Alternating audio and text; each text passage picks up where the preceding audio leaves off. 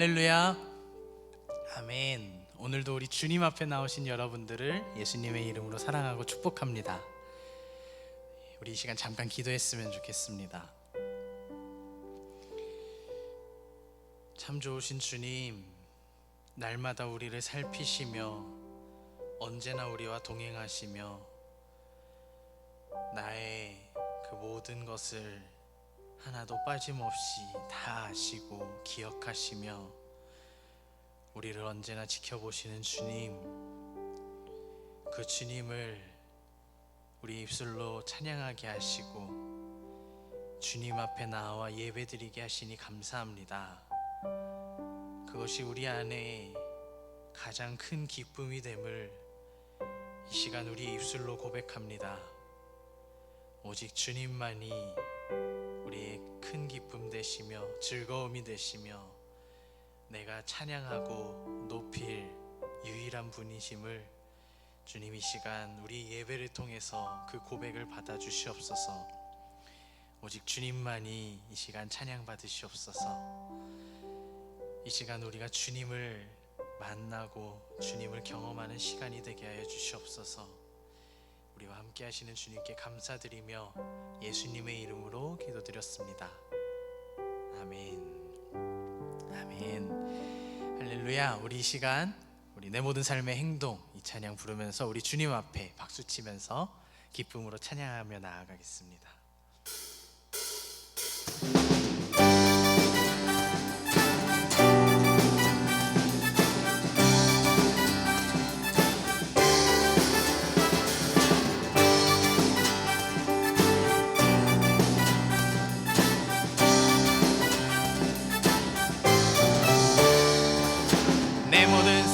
행동 주 안에 주님만에 있네. 나의 숨쉬는 순간들도 내 모든 삶의 걸음 주 안에 내 모든 삶의 걸음 주 안에 내 길도 주 안에 나의 숨쉬는 순간들도 라라라 라라라라라라라 라라라라라라라라라라라라라라 내 모든 삶의 행동 주 안에 주님만에 있네. 나의 숨쉬는 순간들도 내 모든 삶의 걸음 주 안에 내 모든 삶의 걸음 주 안에 일도 주 안에 나의 숨쉬는 순간들도 라라라 라라라라라라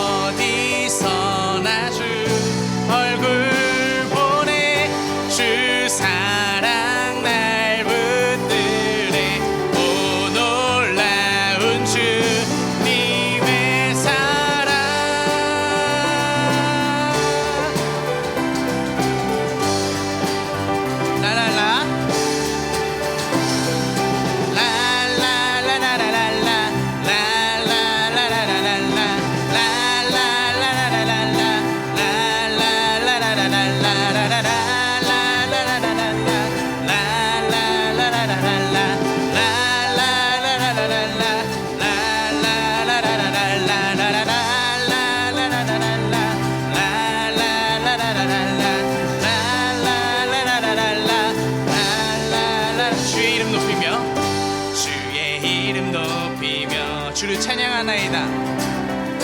주를 찬양하나이다. 나를 구하러 오신 주를 기뻐하나이다. 주를 기뻐하나이다. 하늘 영광 버리고 이 땅 위에 십자가를 지시고 죄 사했네. 무덤에서 일어나 하늘로 올리셨네. 주의 이름 높이리. 아멘. 네, 한 번 더 처음부터 찬양하겠습니다. 주의 이름 높이며 주의 이름 높이며 주를 찬양하나이다. 주를 찬양하나이다. 나를 구하러 오신 주를 기뻐하나이다. 주를 기뻐하나이다. 한 번 더 주의 이름 높이며 주의 이름 높이며 주를 찬양하나이다. 나를 구하러 오신 주를 기뻐하나이다. 하늘 영광 버리고 이 땅 위에 십자가를 지시고 죄 사했네. 무덤에서 일어나 하늘로 올리셨네. 주의 이름 높이리. 하늘 영광 버리고 이 땅 위에 십자가를 지시고 죄 사했네. 무덤에서 일어나 하늘로 올리셨네. 주의 이름 높이리. 하늘 영광 버리고 이 땅 위에 십자가를 지시고 죄 사했네. 무덤에서 일어나 하늘로 올리셨네. 주의 이름 높이리. 아멘. 우리 목소리로 하늘 영광. 하늘 영광 버리고 이 땅 위에 십자가를 지시고 죄 사했네. 무덤에서 일어나 하늘로 올리셨네. 주의 이름 높이리. 아멘. 하늘 영광 버리고 이 땅 위에 십자가를 지시고 죄 사했네. 무덤에서 일어나 하늘로 올리셨네. 주의 이름 높이리.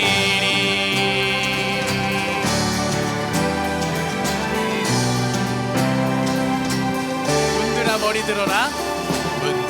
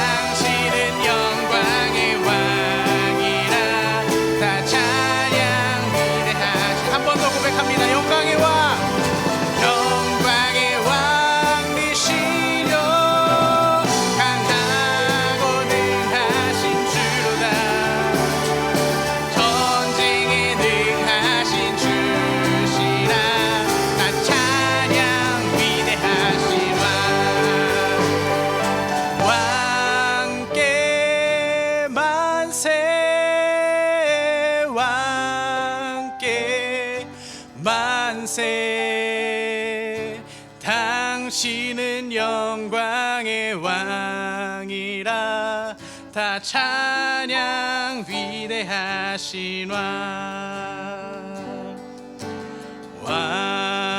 왕께 만세 존귀와 위엄을 찬양해 왕께 만세 주 예수 하나님 왕께 만세 왕께 만세 존귀와 위엄을 찬양해 왕께 만세 주 예수 하나님 왕께 만세 존귀와 위엄을 찬양해 왕께 만세 주 예수 하나님 아멘. 우리 하나님께 영광의 박수 올려드리겠습니다. 아멘. 아멘. 주님, 우리가 이 자리에 주님을 찬양하기 위해 모였습니다. 우리 이 찬양의 고백이 주님께 연락되기를 간절히 원합니다. 주님께 올려드려지는 이 예배가 주님이 기뻐 받으시는 예배가 되길 간절히 원합니다. 주님, 우리 주님만이 우리의 참 왕이 되시는 줄 믿습니다. 주님만이 나의 왕 되시며 주님만이 나의 주 되시며 오직 주만이 홀로 하나님이심을 이 시간 우리가 우리 입술로 주님이 정말로 나의 왕 되십니다. 주님만이 내 삶에 나의 내 모든 행동, 생각 그 모든 것들의 주인 되시오니 주님 이 시간 나를 다스리시고 통치하여 주시옵소서. 이 시간 우리 이렇게 기도하면서 주님 앞에 나아가도록 하겠습니다. 주여 주님을 나의 왕 되심이 얼마나 우리에게 큰 기쁨이 되고 나의 목소리 높여 주님을 찬양할 이유가 되는지 주님 우리를 주님의 자녀로 또 주님의 종으로 주님의 백성으로 삼아주시니 감사합니다. 주님만이 나의 삶의 참 주인 되시며 나의 왕 되시니 주님 우리의 삶을 받으시옵소서. 우리가 드리는 이 예배가 나의 모든 것을 주님께 온전히 드리는 예배가 되게 하여 주시옵소서. 정말로 주님이 나의 참 주인 되십니다. 나를 인도하시고 나를 다스리시고 통치하시며 나를 날마다 선한 길로 인도하시는 그 목자 되시는 주님을 나의 참 왕으로 참 주님으로 나의 모든 것을 드리오니 이 시간 받아주시옵소서.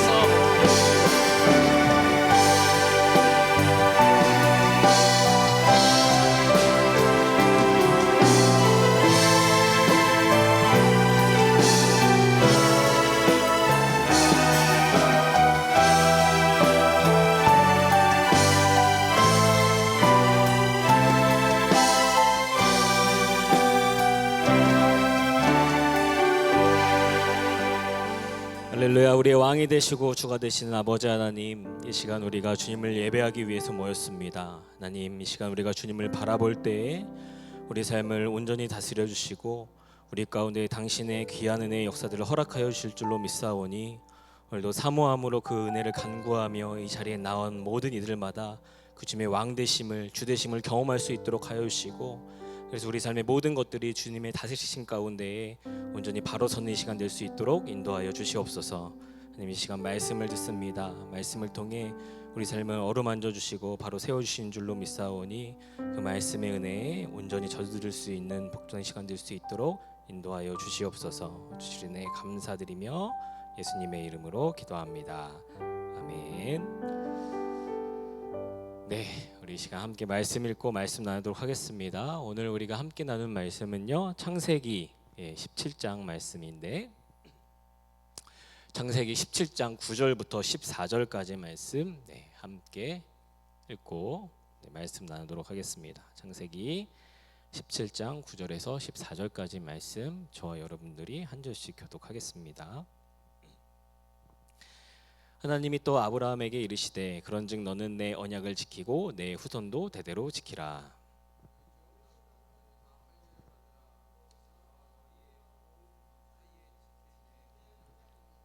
너희의 포피를 베어라. 이것이 나와 너희 사이의 언약의 표징이니라.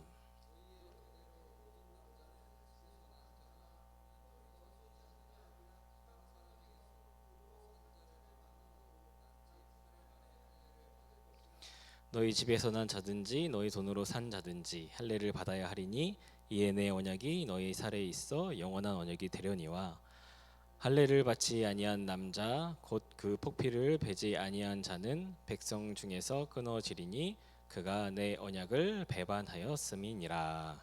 아멘. 네,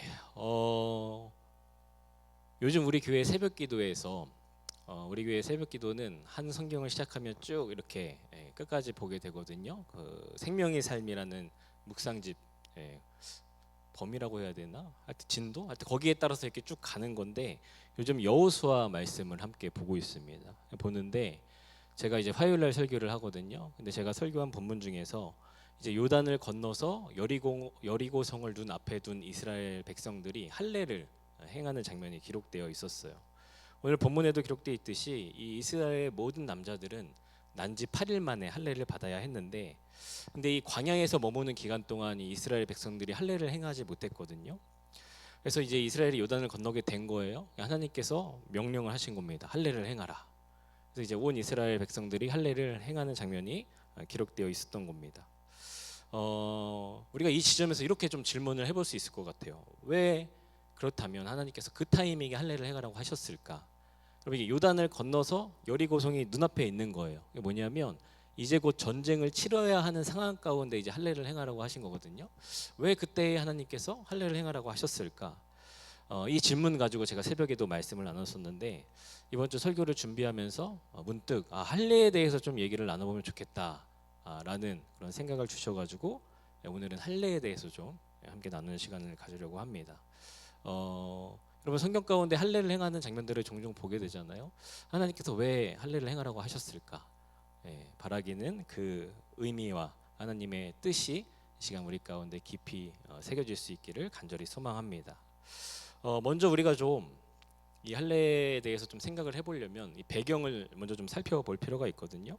오늘 본문에 앞선 창세기 17장 말씀을 보면 이제 아브라함이 99세가 되었을 때 하나님께서 아브라함을 찾아오시는 장면을 볼 수가 있습니다. 그래서 그와 언약을 맺으시는 이런 장면이 기록되어 있는 것을 볼 수 있는데 근데 우리가 이런 하나님의 행하신 가운데 좀 생각할 수 있어야 되는 것은 무엇이냐? 이미 하나님께서는 아브라함과 언약을 맺으셨다 안 맺으셨다? 맺으셨다라는 겁니다. 사실 창세기 12장부터 하나님께서 처음 아브라함을 찾아오셨을 때부터 중간중간에 그러한 장면들이 계속 기록되어 있거든요. 근데 특히 창세기 15장에 보면 아주 명확하게 기록이 되어 있는데 이렇게 돼 있어요. 하나님과 아브라함이 언약을 맺었다. 이미 창세기 15장에서 언약 맺었다 땅땅땅 이렇게 기록하고 있는 겁니다. 그럼 뭐예요? 이 창세기 17장의 언약은 다시금 반복된 언약이라는 겁니다. 여러분 우리가 어떤 계약을 사람과 맺었다고 쳐보자고요. 근데 어떤 문제와 사건이 생겼어요. 그럼 어떻게 하죠?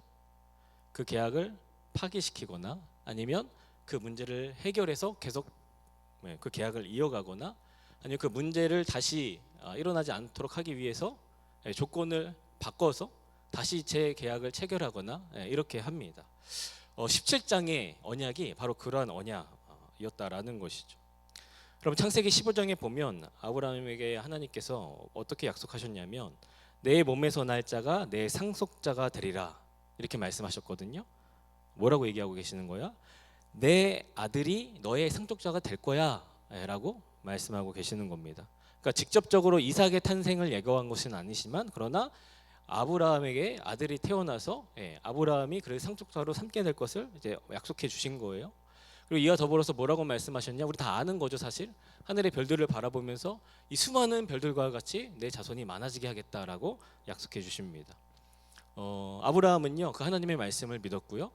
그 믿음은 온전한 믿음이었습니다. 왜냐하면 그 성경에 보시면 그 아브라함의 믿음에 대해서 하나님께서 아브라함의 그 믿음을 그의 의로 여겨주셨다. 그러니까 하나님께서 보시기에도 온전한 믿음이었다라고 얘기하고 있기 때문에 그 믿음이 온전한 믿음이었다라는 것이죠. 근데 사실 그 당시 아브라함에게는 걸림돌이 있었거든요. 그러니까 창세기 17장에서도 99세로 이미 나이가 많지만 그때도 사실 나이가 많았어요. 그러니까 이미 자신과 자신의 아내 사레는 연로해서 임신을 아이를 가질 수 없을 정도로 지금 몸 상태가 됐습니다. 그리고 뭐 사레는 명백히 이제 불임이기 때문에 근데 아브라함이 그때는 아브람이었죠. 아브람이 그런 어떤 한계를 바라보지 않고 하나님의 약속의 말씀을 붙들었다라는 거예요. 그래서 하나님께서 그 믿음을 그의 의로 여겨주셨다라는 것이죠. 그래서 아브라함이 그 믿음으로 말미암아 하나님과 언약을 맺을 수 있었다라는 겁니다.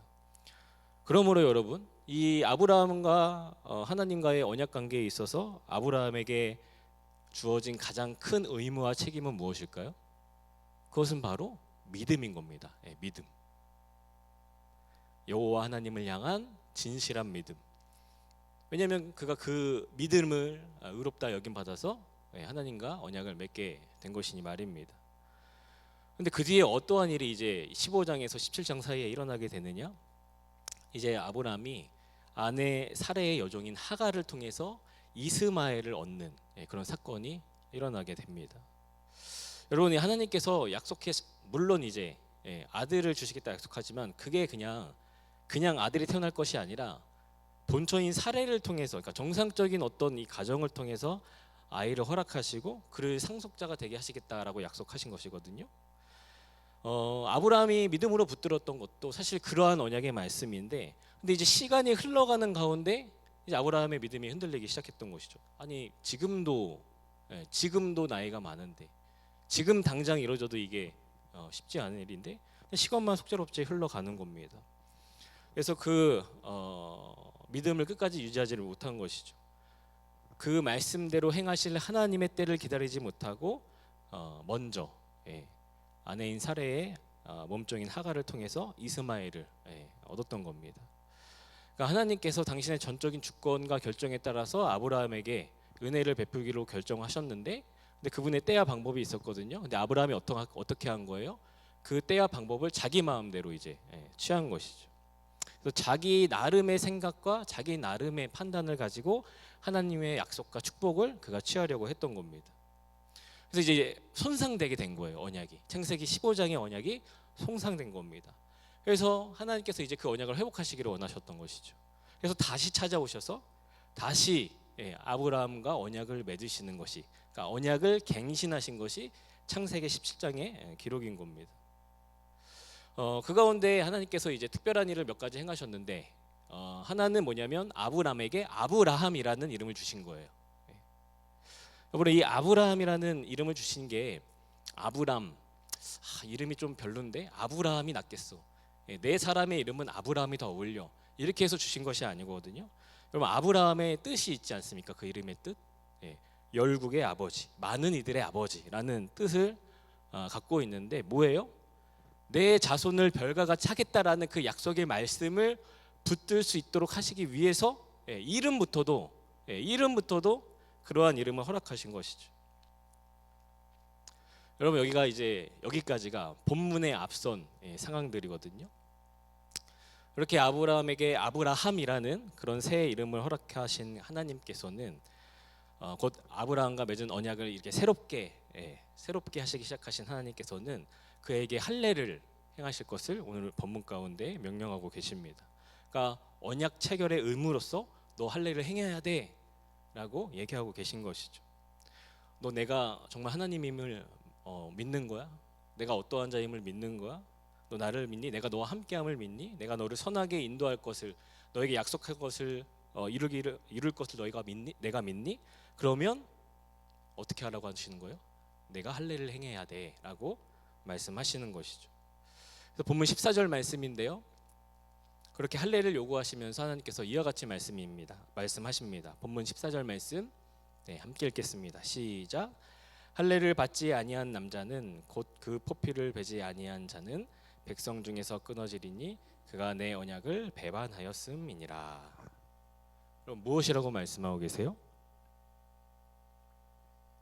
비록 아브라함의 족보에서 태어난다 할지라도 그러나 뭐하지 않는다면 할례를 받지 않는다면 백성 중에서 끊어지리니, 그러니까 내 백성이 아니야.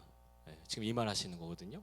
할례를 안 받는다고 아무리 뭐 아브라함과 사라 사이에서 난다 할지라도 그러면 그 사람은 내 백성이 아니야, 내 사람이 아니야 라고 아주 강하게 말씀하시는 겁니다.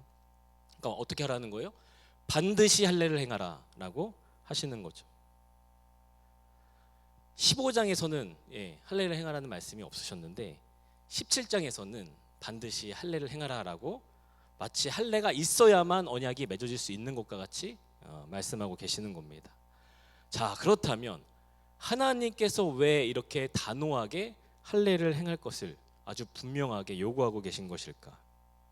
도대체 할례에 어떤 의미가 있길래 아브라함에게 반드시 할례를 행하여야 한다라고 명령하신 것일까? 여러분, 할례, 우리나라에서는 이제 포경 수술이라고 하기도 하잖아요. 이 감싸고 있는 표피를 제거하는 수술이라는 의미의 말이거든요. 근데 우리가 이제 말하는 소리가 같기 때문에 뭐 고래를 잡는다 이렇게 얘기하기도 하는데 요즘에는 그런 것 같지가 않아요. 근데 제 세대 때는 대부분 이 수술을 다 했습니다. 그러니까 저도 그 경험이 있다라는 것이죠. 대부분 이제 초등학교가 지나가기 전에 다 일을 마치거든요. 그래서 저도 초등학교 한 5학년 때 어느 날 저희 어머니가 시장에서 맛있는 거 사줄 테니 나와라라는 그 음성에 이끌려서 병원에 가서 그 수술을 했던 기억이 납니다. 왜 나냐면 여러분, 그 초등학생 정도 되는 그 아이가 언제 그런 경험을 해봤겠어요? 생사를 자르고 아무는 그 고통스러운 경험, 그게 너무 이제 생생하기 때문에 그 앞에 벌어지는 일들도 제가 다 이렇게 기억하고 있는 거죠. 여러분, 이처럼 할례는요 사실 쉬운 일이 아닙니다. 그죠? 얘기했듯이 생사를 자르고 꿰매고 아무는 그런 일들을 감당해야 하는, 견뎌야 하는 그런 일인 거예요. 자, 그렇다면 이러한 고통을 견뎌내는 것에 할례의 의미가 있을까? 제가 예전에 본 한 영상이 있거든요. 힌두교 축제 영상이었는데 막 이게 향을 피우고 연기를 막 피우는 거예요. 그러면서 어떻게 하느냐? 막 이렇게 막 그 드럼 같은 거, 북 같은 걸 막 둥둥둥둥 막 이렇게 치면서, 왜 원주민들이 이렇게 사기를 끌어오르는 거 있지 않습니까? 그런 분위기를 막 만든 다음에 이만한 쇠로 된 고리를 이게 등에 이렇게 거는 겁니다. 살에 생사를 뚫어서 이렇게. 그 예배의 한 모습인 거예요. 그렇게 하면 자신들이 섬기는 신이 기뻐하고 그래서 자신들에게 복을 줄 것이라고 믿고 그렇게 행하는 겁니다. 자, 그렇다면 하나님께서도 이와 같은 의미로 할례를 행하라고 하신 것일까? 여러분 다 아시겠지만 아니겠죠? 우리 하나님께서는 우리가 막 육신의 고통을 감당해서 당신을 위해 피 흘림으로 말미암아 영광 받으시고 그것으로 말미암아 기뻐하시는 분이 당연히 아니십니다. 왜요? 하나님께서는 오히려 우리를 위해서 피 흘리시고 고통 당하심으로 영광 받으시는 분이시기 때문에 그렇거든요. 왜? 예수 그리스도의 십자가, 우리 다 알고 있잖아요. 하나님께서는 우리의 피 흘림으로 말미암아 영광 받으시는 분이 아니세요. 우리가 믿는 하나님께서는 오히려 당신의 피 흘리심으로 말미암아 영광 받으시는 분이시기 때문에 그런 이유로 할례를 행하려고 하실 수는 없는 것이죠. 만약 그렇다면 예수 그리스도의 십자가도 우리 가운데 주어지지 않았을 겁니다. 자, 그렇다면 이 할례라는 행위 자체가 독특한 일이기 때문에 저는 뭐 안 사봐서 모르겠어요. 근데 요즘에 보면 뭐 한정판 같은 게 있잖아요. 뭐 이렇게 어떤 뭐 제품들에, 그럼 거기 이제 그 뭐 100개면은 번호를 찍어준다고 하더라고요. 그래서 1번부터 100번까지 찍어서 사서 내가 받으면 뭐 56번 찍혀 있으면 내가 56번짜리 제품을 받았다. 자, 이렇게 할례라는 것이 특별한 유니크한 일이어서 할례를 행하라고 하셨을까? 성경학자들의 연구에 따르면 이것도 아니거든요. 왜냐하면 이 할례는요 고대 가나안, 우리가 지금 고대 가나안 얘기하고 있는 거잖아요. 고대 가나안뿐만 아니라 애굽, 이집트죠. 또 오스트레일리아, 아메리카, 아프리카 이런 많은 대륙과 나라 문화권에서 동일하게 벌어진 그런 일이었다라고 합니다. 그러니까 특별할 게 없다라는 거예요. 뭔 예를 들 것도 없이 아까 제가 고래 잡은 얘기, 제가 경험한 얘기 했잖아요. 저희 또래 대부분의 남자들은요, 그 문화 아래서 다 할례를 포경 수술을 했는데 위생 때문에 했어요. 위생 때문에. 그게 위생에 좋다. 이렇게 쫙 퍼져가지고 부모님들 사이에 그래서 끌려가서 했던 것이죠. 이처럼 이 할례는요, 어떤 행위적인 희소성 이런 것에서도 사실 특별함과 의미를 찾을 수는 없습니다. 이곳저곳에서 이러저러한 이유로 많은 사람들이 행하는 그런 일이었으니까 말입니다. 사실 이처럼 여러분, 이 할례는요, 그 자체로서는 어떠한 의미를 가지지 못합니다. 그러니까 할례라는 행위 자체가 특별하기 때문에 하나님께서 너 할례를 행해야 돼라고 말씀하신 것은 아니라는 거죠. 자, 그렇다면 하나님께서는 어떤 의도를 가지고 어떠한 이유와 목적을 가지고 아브라함에게 할례를 행하라고 명령하신 것일까? 우선 본문 가운데 잘 드러나고 있는 의미가 있거든요. 우리 본문 11절 말씀인데 이 말씀 다시 한번 읽어보겠습니다. 본문 11절 말씀 함께 읽겠습니다. 시작. 너희는 포피를 베어라. 이것이 나와 너희 사이의 언약의 표징이니라. 아멘. 하나님께서 직접 말씀하고 계시죠. 뭐라고 말씀하고 계시죠? 나와 너희 사이의 언약의 표징이니라 라고 말씀하고 계십니다. 여러분, 앞서 나눴듯이 세계 여러 나라 사람, 각 시대 가운데 예로부터 지금까지 사람들이 여러 가지 나름의 이유로 할례를 행했습니다. 그러나 여러분, 이스라엘 사람에게 있어서 그 할례는 어떠한 의미로 하는 거예요? 하나님과 맺은 언약의 징표로서 자기 몸에 행하는 겁니다. 새기는 것이죠. 여러분, 한번 잘려나간 포피는요, 다시 자라지 않습니다. 그러므로 할례는 그것을 행한 사람에게는 내가 하나님의 사람이라는 영원히 변하지 않는 그런 표식이 되어주는 것이죠. 그러니까 제3자 입장에서는 잘 몰라요. 너도 나도 여러 가지 이유로 할례를 행하기 때문에 제3자의 입장에서는 알지 못합니다. 그러나 내가 하나님의 백성, 하나님의 사람이 되겠다라는 결정 가운데 할례를 행한 사람에게는 어떻게 되는 거예요? 내가 하나님의 사람이라는 정체성을 기억하게 하는 그런 좋은 도구가 되어주는 것이죠.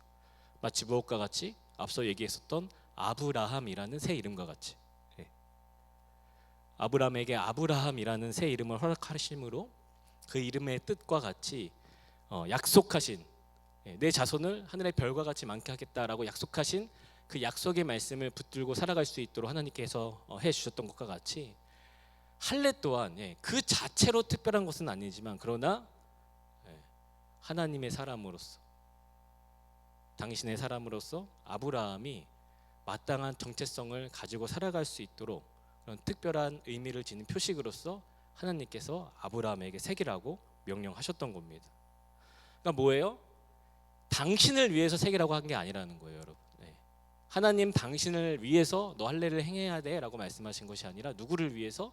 아브라함을 위해서, 우리를 위해서 할례를 행해야 된다라고 말씀하셨다라는 겁니다. 이게 이제 할례의 첫 번째 의미이고요. 다음으로 한 가지 더 나눌 텐데 저는 이게 더 중요하다라고 생각을 하거든요. 여러분, 창세기 34장에 보면 야곱의 딸 디나가 히위 족속 하몰의 아들 세겜에 의해서 겁탈당하는 장면이 기록되어 있습니다.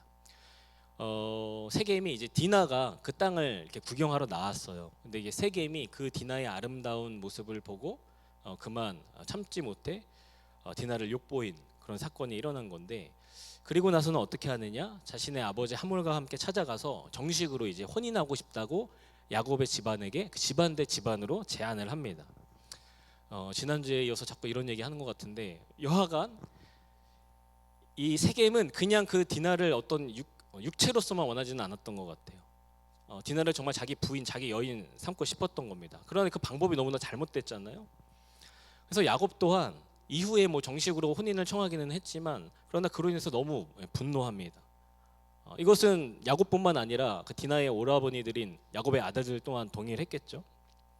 그래서 그 야곱의 아들들이요, 그 분노한 가운데에 세겜과 그의 아버지 하몰에게 무엇이라고 얘기하느냐?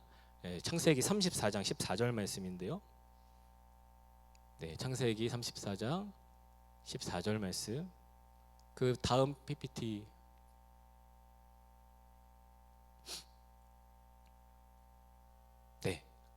아님. 없으면 제가 그냥 읽을게요. 없어요? 네, 제가 읽겠습니다. 창세기 34장 14절 말씀인데요. 야곱의 아들들이 그들에게 말하되 세겜과 하몰에게 말하는 거예요. 우리는 그리하지 못하겠노라. 혼인하지 못하겠다. 할례 받지 아니한 사람에게 우리 누이를 줄 수 없느니 이는 우리의 수치가 됨이니라. 뭐라고 얘기하고 있는 거예요? 여호와 하나님을 너희가 믿지 않기 때문에 혼인을 시킬 수 없다라고 얘기하고 있는 겁니다. 그러니까 신앙을 이유로 우리가 한 가족이 될 수는 없다라고 얘기하고 있는 거예요. 어때요? 겉으로 보기에는 여러분 왜 혼인을 거부하고 있는 것처럼 보이죠? 계속 얘기했듯이 신앙을 이유로, 하나님을 섬기지 않는다는 이유로 이 혼인을 반대하고 있는 것처럼 보입니다. 그러나 성경에 보면 이 야곱의 아들들이 세겜과 하몰을 속이기 위해서 그렇게 얘기한 것이다라고 기록이 되어 있거든요. 왜 그렇게 기록이 되어 있을까? 뭐냐면 이제 거부를 했잖아요. 그다음에 어떻게 얘기하냐면 너와, 그러니까 이제 세겜과 하몰이 왔잖아요. 너희와 그다음에 너희에게 속한 모든 남자들이 할례를 받으면 디나를 시집을 보내겠고 우리도 너희 딸과 결혼해서 우리가 하나가 되겠다, 한 민족이 되겠다라고 제안합니다. 그래서요 이 세겜과 하몰이 받아들여요 그 제안을. 왜냐하면 이 세겜은 디나를 정말 이렇게 원했기 때문에 그렇게만 하면 되겠네라고 생각해서 이제 그 제안을 받아들이게 됩니다. 그래서 어떻게 하느냐? 자기 성국으로 돌아가서요 세겜도 할례를 받고 아버지 하몰도 할례를 받고 그 성읍에 속한 모든 남자들이 다 할례를 받습니다. 그런데 그러자 어떠한 일이 일어나느냐? 여러분 할례를 행하면 꼼짝 못하고 있어야 되잖아요, 그죠? 그때에 디나와 같은 배에서, 그러니까 레아에게서, 야곱과 레아에게서 태어난 친오라버니 시므온과 레위, 이들이 칼을 빼들고 그 성읍에 찾아가서 그 꼼짝 못하고 누워 있는 모든 그 세겜의 성읍에 있는 모든 남자들을 쳐 죽이게 되는 그런 일이 일어나게 됩니다. 그들이 피해 복수를 감행했던 거예요.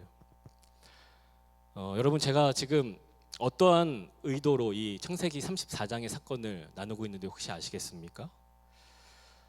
여러분 우리는요 이 할례에 대해서 본문 당시의 사람들의 이 형편과 상황을 기준으로 좀 생각할 수가 있어야 되거든요. 뭐 지금이야 병원 가서 수술 받습니다.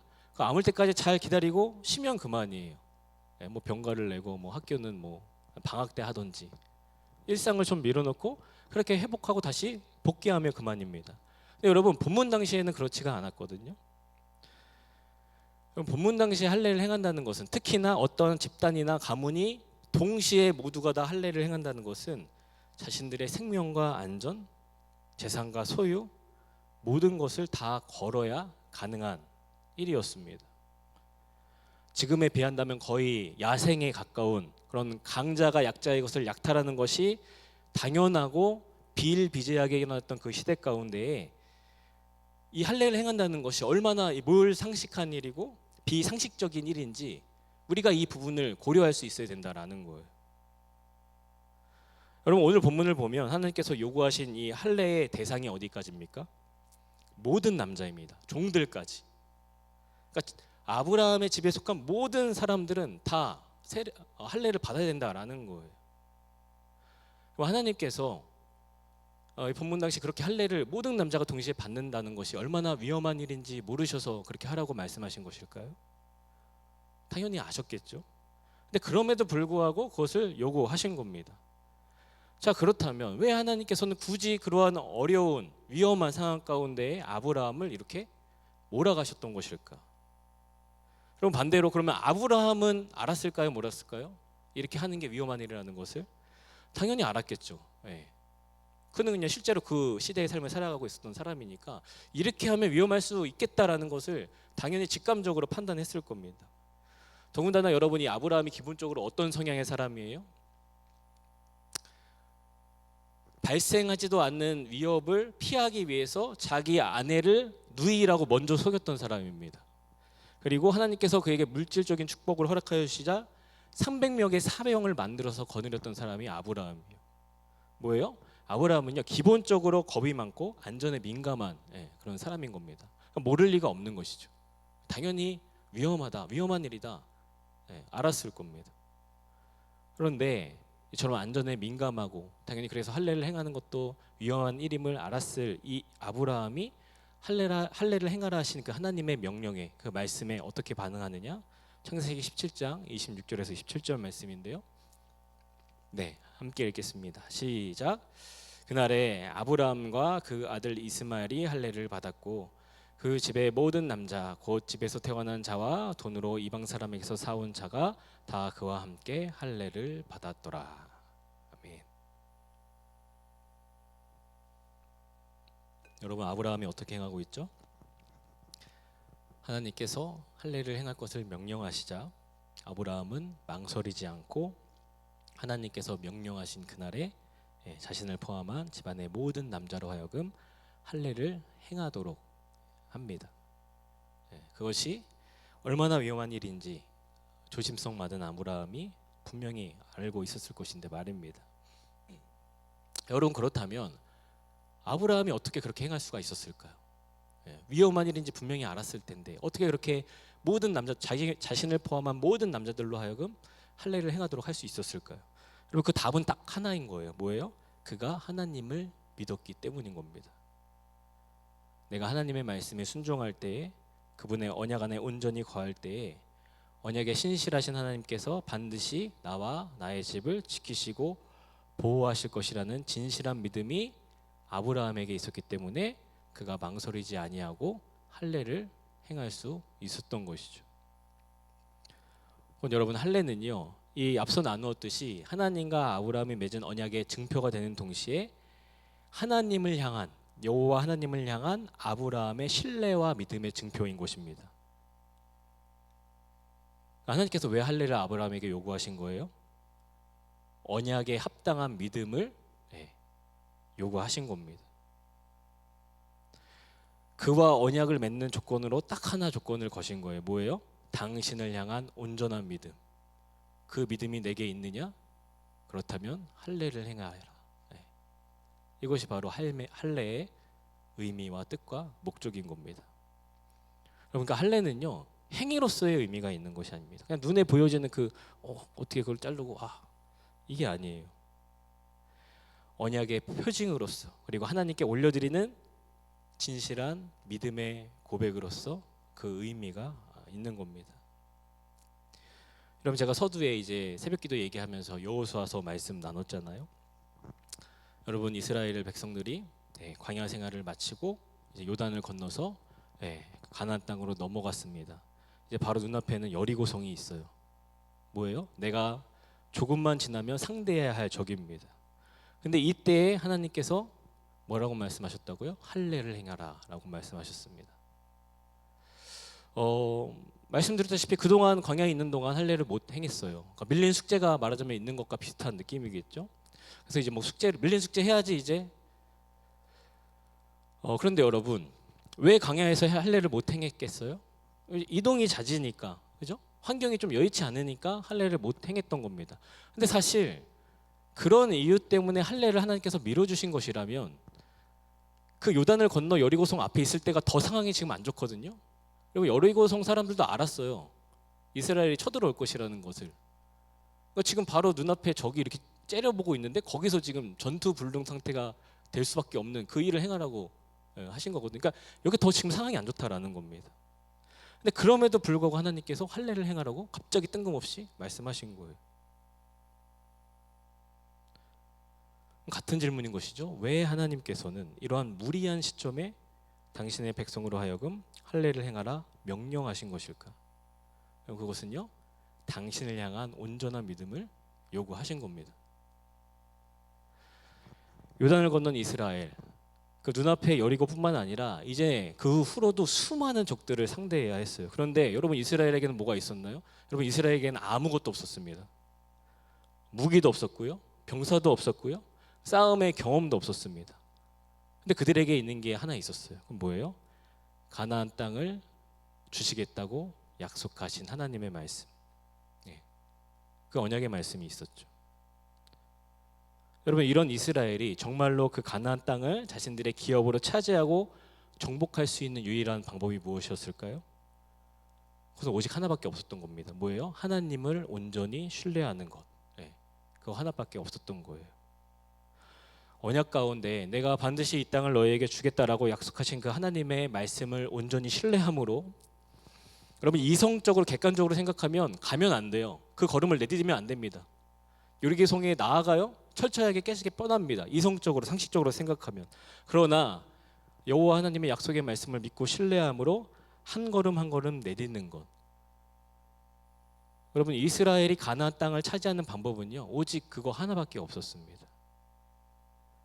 왜 하나님께서 하필 요단을 건너 여리고 앞에 당도했을 때 그 어렵고 곤란한 상황 가운데에 할례를 행할 것을 명령하신 것이냐?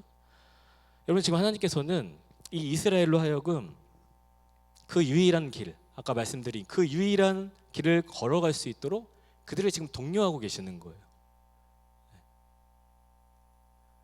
눈앞의 적들을 바라보지 말고 너희와 함께하는 나를 바라보아라.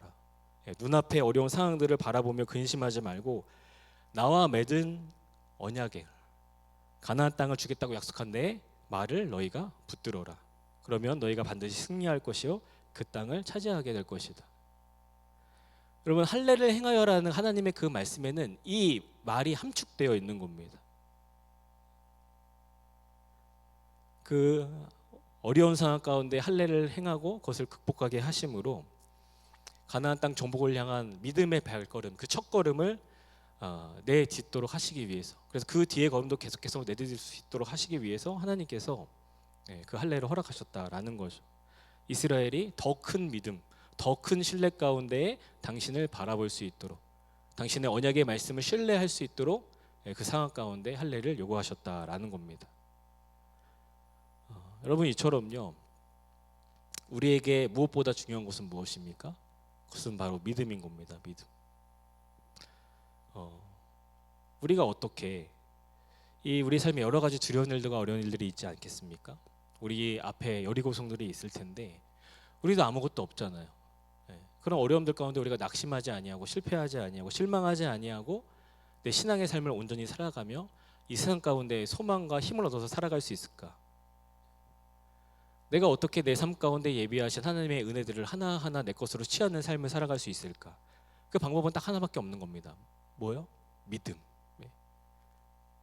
하나님을 향한 믿음, 그리고 그분의 약속의 말씀을 향한 믿음. 그것이 우리에게 필요한 것이죠. 여러분 유명한 말씀입니다. 히브리서 11장 6절 말씀. 네, 읽겠습니다. 시작. 믿음이 없이는 하나님을 기쁘시게 하지 못하나니 하나님께 나아가는 자는 반드시 그가 계신 것과 또한 그가 자기를 찾는 자들에게 상 주시는 이심을 믿어야 할지니라. 여러분 정말 하나님의 계심을, 그분의 살아계심을 믿으십니까? 그리고 그분께서, 그 살아계신 하나님께서 여러분들에게, 나에게 은혜 베푸시기를, 나를 구원하시기를 즐거이 아는 분이심을 정말 믿으면서 살아가고 계십니까? 여러분 구약의 할례에는요 이러한 믿음의 고백이 담겨 있는 겁니다. 하나님 내가 그것을 믿습니다. 하나님 내가 그것을 믿습니다. 성경은 우리에게 증언하고 있는 거예요. 그러한 믿음을 고백한 자들이 어떻게 돼요? 나중에 정말로 아브라함은 열국의 아비가 되었고요, 그리고 이스라엘은 가나안 땅을 기업으로 능히 차지하게 되었습니다. 하나님께서 당신을 향한 진실한 믿음 가운데 나오는 자들에게 함께하여 주셨음을, 그들의 삶 가운데 살아 역사하여 주셨음을, 당신의 은혜들을 허락하여 주셨음을 우리에게 증거하고 있는 겁니다. 바라기는 여러분 이러한 성경의 증언을 늘 기억하실 수 있었으면 좋겠어요. 우리에게 할 일이 있는 겁니다. 뭐예요? 할례, 믿음입니다. 믿음. 마치 아브라함이 또 이스라엘 백성들이 여리고를 앞두고 담대히 할례를 행하였던 것과 같이 늘 하나님을 향한, 또 그분의 약속의 말씀을 향한 진실한 믿음의 고백, 이것이 내 안에 있을 수 있기를 우리가 결정하고 그러한 믿음의 삶으로, 모습으로 내 삶과 내 모습을 만들어갈 수 있어야 하는 것이죠. 그러면 어떻게 되는 거예요? 그 믿음 가운데 살아 역사해 주신 하나님의 행하심을 맛보아 알게 되는 겁니다. 그럼 여러분 선순환이죠? 하나님께서 더 큰 은혜로 함께하여 주시고 내가 그분을 더 신뢰하게 되고, 근데 그 시작이 되는 첫 걸음이 뭐라고요? 물론 하나님께서 찾아오시지만 그 찾아오심에 믿음으로 반응하는 우리의 모습이 그 첫 걸음이 된다라는 겁니다. 여러분 좀 확인하실 수 있었으면 좋겠어요. 여러분 여기 나와서 예배하고 뭐 여러 가지 신앙의 우리가 행위들을 할 수 있잖아요. 여러분 그게 내가 정말 믿음이 있는가 없는가를 사실 보장해 주지는 못하거든요. 뭐 모르겠어요. 이렇게 이제 지금 앞서 나눈 것처럼 할례를 행할 정도의 극도한 상황 가운데 어떤 행위를 할 수 있다면 그것이 우리 안에 있는 믿음을 좀 보증해 줄 수 있을지는 모르겠습니다. 그러나 이렇게 안정적인 상황 가운데 우리가 행하는 어떤 모습들이 우리 믿음을 보장해 주지는 못한다라는 거예요. 우리가 어떻게 해야 되는 거예요? 스스로 내 안에 정말 하나님을 향한 믿음이 있는가? 정말 하나님이 계시고 그분이 살아계시고 나와 함께 동행하시고 내가 그분의 계심을 믿고 그렇게 고백할 때 그분께서 내 삶에 선하게 역사하여 주시고 이런 믿음이 내 안에 있는가? 아니면 그냥 적당히 의심하면서 그냥 적당히 좀 이런 표현 그죠? 뭉개면서 그냥 신앙생활을 하는가? 내 신앙의 모습 상태, 내 믿음의 상태, 모습이 어떤가? 이것을 우리가 분명히 바라보아야 한다라는 겁니다. 만약에 흐트러져 있다면 어떻게 되는 거예요? 하나님 앞에 믿음을 구해야 되는 거예요. 하나님 저에게 그런 믿음을 주시옵소서. 아마 창세기 12장에서 하나님께서 아브라함에게 할례를 요구하셨다면 아브라함은 할례를 행하지 못했을 겁니다.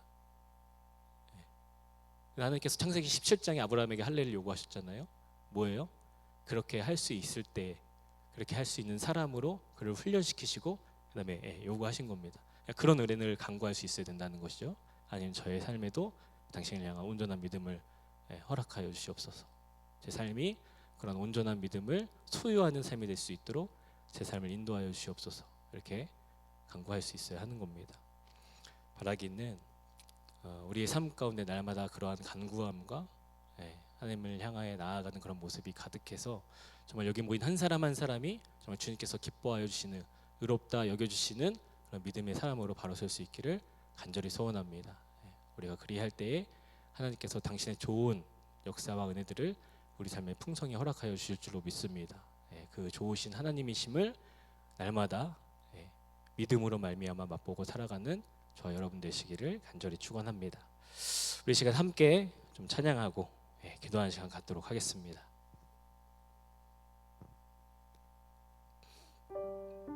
내 영혼이 안전합니다. 내 영혼은 안전합니다. 함께 찬양할 건데 우리 하나님 제 안에 이 찬양의 고백이 정말 살아 숨쉬는 믿음의 고백 되게 하여 주시옵소서. 우리 함께 좀 이런 마음으로 찬양했으면 좋겠습니다. 내 영혼은 안전합니다. 내 영혼은 안전합니다. 내가 주님을 믿으니 내 영혼은 안전합니다. 이 시간 이 고백으로 함께 찬양하고 기도하도록 하겠습니다.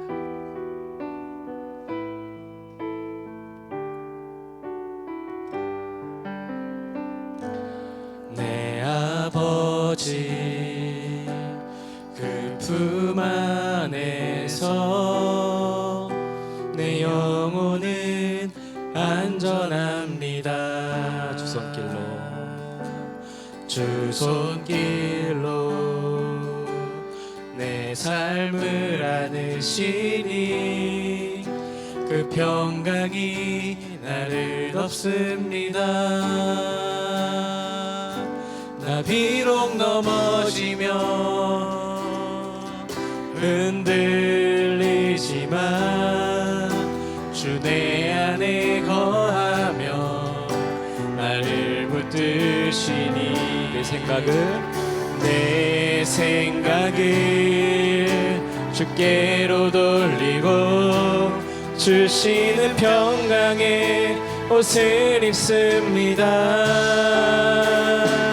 주 약속 안에서 내 영혼 평안에 내 뜻보다 크신 주님의 계획 나 신뢰 두려움 다 내려놓고 주님만 의지해 주 안에서 내 영혼 안전. 우리 한 번 더 고백하겠습니다. 내 아버지 내 아버지 아버지 그 품 안에서 내 영혼은 안전합니다. 주 손길로 내 삶을 안으시니 그 평강이 나를 덮습니다. 나 비록 넘어지며 흔들리지만 주 내 안에 거하며 나를 붙드시니 내 생각을 주께로 돌리고 주시는 평강의 옷을 입습니다. 주 약속 안에서 내 영혼 평안에 내 뜻보다 크신 주님의 계획 나실래. 두려움 다 내려놓고 주님만 의지해. 주 안에서 내 영혼 안전함이 주 약속 안에서 주 약속 안에서 내 영혼 평안에 내 뜻보다 크신 주님의 계획 나실래. 두려움 다 내려놓고 주님만 의지해. 주 안에서 내 영혼 안전합니다. 네. 우리 이 시간 좀 내가 요즘에 어떠한 것을 내 삶의 안전의 제목으로 삼으며 살아가고 있나, 이것을 좀 뒤돌아보면서 좀 기도했으면 좋겠습니다. 만약 그 제목에 하나님보다 우선한 것이 있다라면 하나님, 내가 그 모든 것들을 내려놓게 하여 주시고 내 유일한 안전의 제목 되시는 주님을 믿음의 눈으로 더 붙잡을 수 있도록 하여 주시옵소서. 하나님, 주님께서 내 삶을 다스리시고 나의 왕이 되시는 것만이 내 안전과 내 구원과 내 소망이 됨을 믿습니다. 하나님, 그렇게 될 수 있도록 나를 향한 주님의 뜻과 마음과 계획을 더 붙잡을 수 있는 나의 삶이 되게 하여 주시고, 그 가운데 날마다 믿음으로 승리하는 주님께서 이끌어 주시고 함께 동행하여 주시는 그런 삶 함께 하여 주시옵소서. 이렇게 함께 좀 기도하며 나아갔으면 좋겠습니다. 우리 이 시간이 나눈 기도의 제목들을 가지고 함께 기도하며 나아가겠습니다. 하나님 감사합니다. 오늘도 우리 가운데 하나님 예배의 시간을 허락하여 주셔서 하나님 우리를 안위하고 계시고 보호하고 계시고 우리 삶 가운데 동행하고 계시고 당신의 거룩하시고 존귀하신 뜻에 따라 우리를 붙잡고 계시고 인도하여 주시는 그 주님을 바라볼 수 있도록 하여 주심에 감사드립니다. 하나님, 그러한 주님의 인도하심 안에 살아가는 것만, 주님의 약속 가운데 살아가는 것만, 주님의 뜻과 계획 가운데 살아가는 것만 우리에게 안전이 될 수 있음을 이 시간, 우리에게 소망이 될 수 있음을 이 시간으로 날마다 이 믿음으로 주님 앞에 나아갈 수 있는 우리 모두 되게 하여 주시옵소서. 그리고 우리 삶 가운데 하나님, 주님 외에 다른 무엇을 우선하는 무엇을 내 안전의 제목 삼는 것들이 있다면 다 내려놓을 수 있도록 하나님 인도하여 주시옵소서.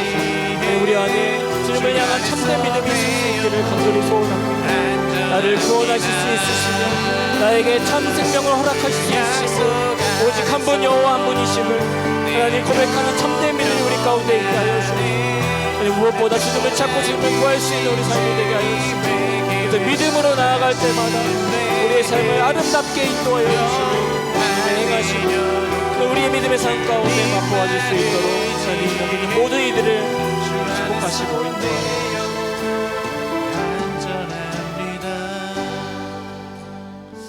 하나님, 우리의 모든 삶이 주님께 붙들려 있음을 이 시간 믿음으로 고백합니다.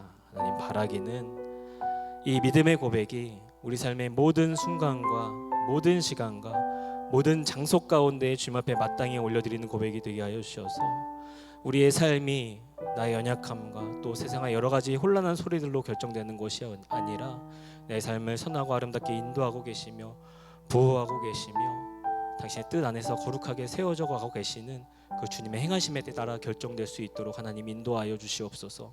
아니 그렇게 될 수 있도록 우리 안에 주님을 향한 온전한 믿음이 날마다 더해질 수 있기를 간절히 소원합니다.